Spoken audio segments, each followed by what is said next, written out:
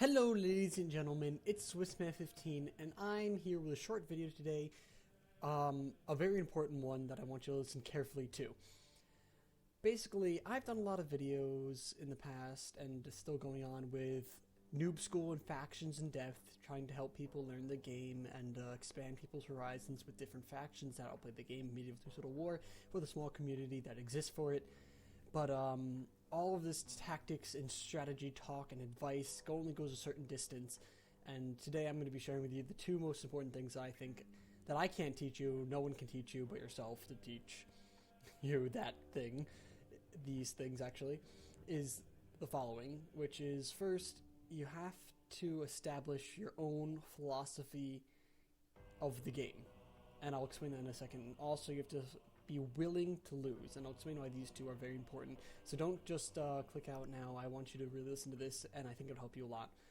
Okay, for game philosophy, I think it's very important because you need to know what you think is important in this game, what you think what you think is important, what you think matters is the same thing, but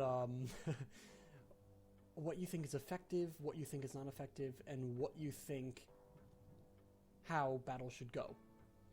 So what I mean by this is, do you think that pikemen are useful, for example? Do you think that cav is more important than infantry? Do you think whatever? It's also establishing a strategy, but it's also establishing more than just a strategy, because strategies can change from faction to faction, but this is a philosophy that overrides over all your entire gaming experience. And I don't want to make this seem too big, as in like, oh my god, Medieval through Total War are very important, must ponder for years and years. No, it's just when you have time, if you like thinking about the game, if you enjoy the game, you can over time come to it. But you have to decide what you like. And two philosophies can both be correct. Well, not correct, because there is no right answer, but effective. And personally, I hate pikes, and I don't use them. And it works for me. I've learned to go with that, but I've decided that pikemen are not needed to do well. And that's my philosophy in the game. Also, I think that high period is completely unbalanced.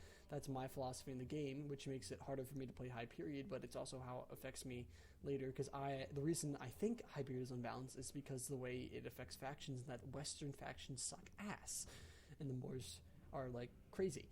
But getting away from that little rant there, you have to have a sound philosophy, know where you stand on everything before you can even hope to achieve much. Also, because it's going to affect you later inside individual battles, which are very important. Now, which brings me to the next thing, which is willing to lose, because any strategy that anyone has taught you in this game, either be it my noob school, Captain's Pipe Tactics videos, or Apollo and I's top infantry, or whatever it may be that has taught you this game, even the tutorial from the beginning, nothing can teach you.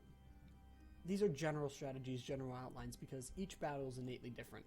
If every battle is the same, then there will always be the same outcome. It'd be boring and dull. But every battle has a little bit of a twinge of different. There are so many little decisions that you have to make. Do you flank that unit or this unit? Do I take out the pikemen first or the cavalry? And that's little things that you have to make by yourself in the battle instantly, which is why if you hesitate because you think, oh, that might lose me the game, you can't really grow. You have to be willing to lose something. And is there a glitch right here? I don't know what that is. I just realized that. Anyway, but you have to be willing to lose something. So you're like, hey, is it worth to take this last little bit of cavalry charge of the pikemen just to delay them? It could lose you the game, you lose the cavalry unit, but it might save you the time.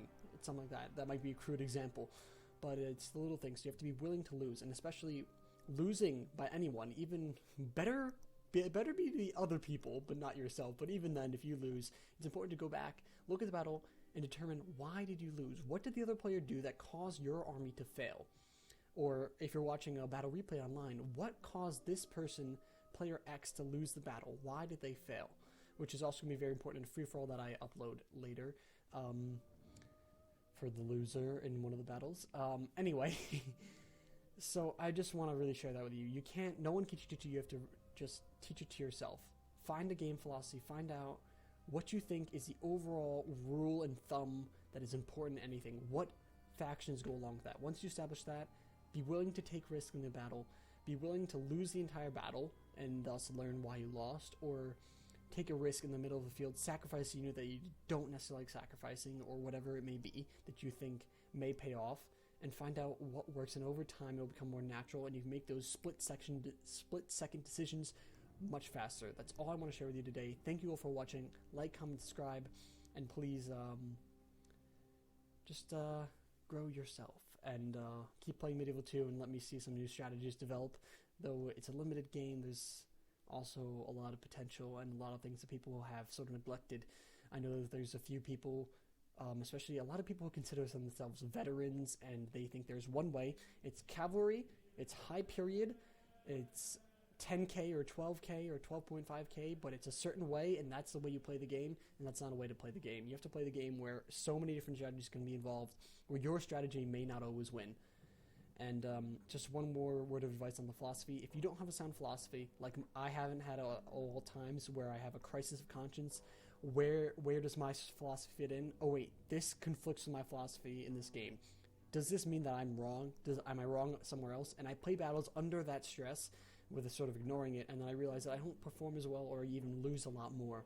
So it's important to realize, to be sound where you are and be like, oh, maybe this unit's better than I thought, but previously I thought it was shit. Something like that. So thank you all for watching. Like, comment, subscribe, and I'll see you all next time. Goodbye, my friends.